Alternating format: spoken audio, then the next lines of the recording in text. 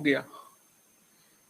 पिछले 4 महीनों से अलग-अलग डिपार्टमेंट में सभी कर्मचारियों की, विश्वविद्यालय के शिक्षकों की, प्राथमिक विद्यालय के शिक्षकों की, पेंशनधारी जितने लोग हैं उनकी, पुलिस महकमे में कोई ऐसा महकमा नहीं है जिसमें वेतन की अनियमितता नहीं है। अनियमितता इन द सेंस कि सरकार वेतन नहीं दे पा रही है। अब सम्राट सरकार वेतन ही नहीं दे पा रही है।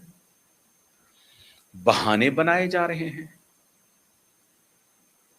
जब जानकारी हमने इकट्ठा की तो पता चला ऑनलाइन ट्रांसफर होने की प्रक्रिया चल रही है। तनख्वाह ऑनलाइन अब ट्रांसफर हो जाएगा बैंक में।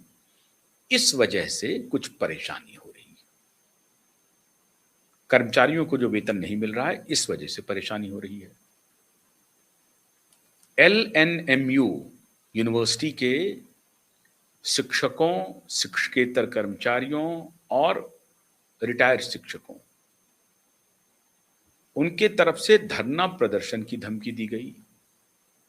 सीतामढ़ी में नियोजित शिक्षकों के द्वारा धमकी दी गई है। ये जो नियोजित शिक्षक हैं, जो प्राथमिक विद्यालय में और हाई स्कूल में जिनका अपॉइंटमेंट हुआ है, वो धरना प्रदर्शन की धमकी दे रहे हैं। पटना में कर्मचारियों ने भी धरना प्रदर्शन की धमकी दी है।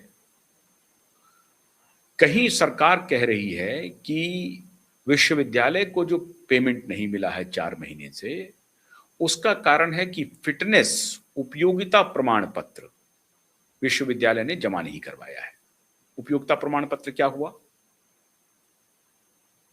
विश्वविद्यालय को जो पैसे आवंटित किए जाते हैं वेतन के मद में, तो वो आपने किनको किनको कैसे कैसे दिया, इसका आपको एक सर्टिफिकेट दिया जाता है कि आपने इस मद में इतने करोड़ रुपए दिए, हमने इस मद में इतना हमने डिसबर्स किया।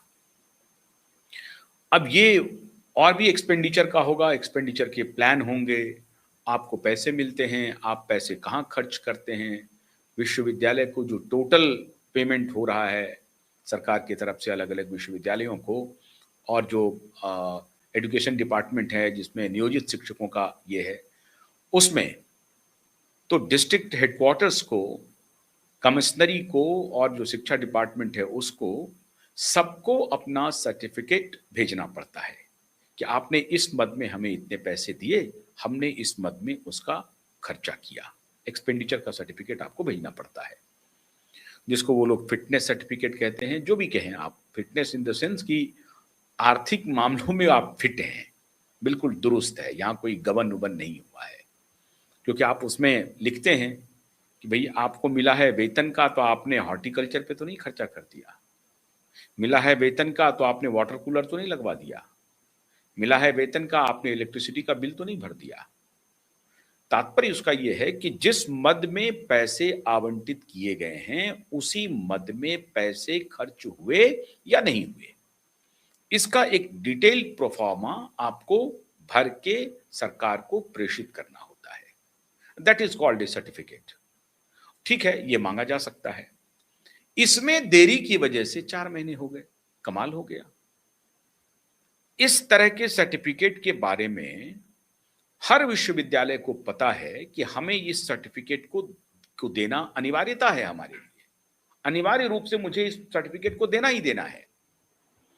तो इतने बेवकूफ है विश्वविद्यालय के कर्मचारी, इतना बेवकूफ है विश्वविद्यालय का एडमिनिस्ट्रेशन कि वो सर्टिफिकेट पहले से तैयार नहीं रखता है। ऐसा हो ही नहीं सकता, इम्पॉसिबल है।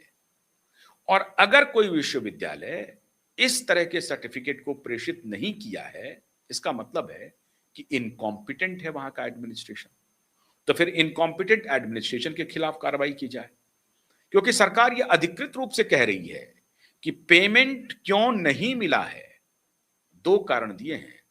पहला कारण, अगर विश्वविद्यालय को नहीं मिला है तो विश्वविद्यालय ने अपने उपयोगिता प्रमाण पत्र प्रेषित नहीं किया, इस वजह से नहीं मिला है। कर्मचारियों को जो वेतन नहीं मिल रहा है, उसके पीछे उन्होंने कारण बताया है कि ऑनलाइन ट्रांसफर का सॉफ्टवेयर अपलोड हो रहा है या अपडेट हो रहा है या उसमें कुछ तकनीकी परेशानी आ रही है, इस वजह से हम पैसा ट्रांसफर नहीं कर पा रहे हैं। ये दोनों बहाने बनाए। ये सच से कोसों दूर है।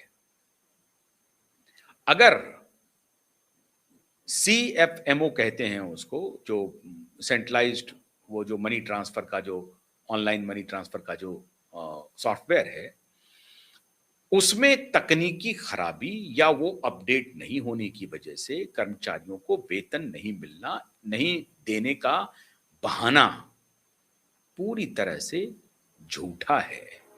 ये बहाना ही बहाना है, ऐसा मान लीजिए। ये कहना झूठ है कि तकनीकी अपडेट नहीं हो पाने की वजह से हम पैसे ट्रांसफर नहीं कर पा रहे हैं, ये झूठ है। दूसरा, विश्वविद्यालय ने आपको वो पत्र नहीं दिया जिस पत्र के आलोक में आप पैसा निर्गत करते हैं, ये भी झूठ है। दोनों झूठ है। तो सच क्या है? सच ये है मित्रों, टोटल जो बिहार सरकार का बजट है लगभग 3.5 लाख करोड़ के आसपास, 3,46,000 करोड़ के आसपास, 3,46,000 करोड़ के आसपास तो आपका सालाना बजट है और आपके ऊपर कर्जा लगभग 4 लाख, 4.5 लाख का है। 1 लाख करोड़ का अतिरिक्त कर्ज है। अब आप 23,000 करोड़ रुपए आप उस कर्ज का भुगतान करते हैं, सालाना उसका इंटरेस्ट पे कर रहे हैं, लगभग 63-64 करोड़ रुपया प्रत्येक दिन के हिसाब से ये आप कर्जा पे कर रहे हैं। अभी खबर उड़ी थी कि आरबीआई के गवर्नर ने, तब वित्त मंत्रालय इनके पास था, श्रीमान गृह मंत्रालय था, वित्त मंत्रालय नहीं था, गृह मंत्रालय था, जब सरकार परिवर्तित नहीं हुई थी, नीतीश कुमार की सरकार थी। तो बतौर गृह मंत्री इनसे मुलाकात करने के लिए आए थे आरबीआई गवर्नर। उसी वक्त ये हो गया था कि ये संभवतः आने वाले दिनों में मुख्यमंत्री भी होंगे, श्रीमान सम्राट जी चौधरी। अब सम्राट जी चौधरी जब आए तो उनको खजाना मिला है खाली।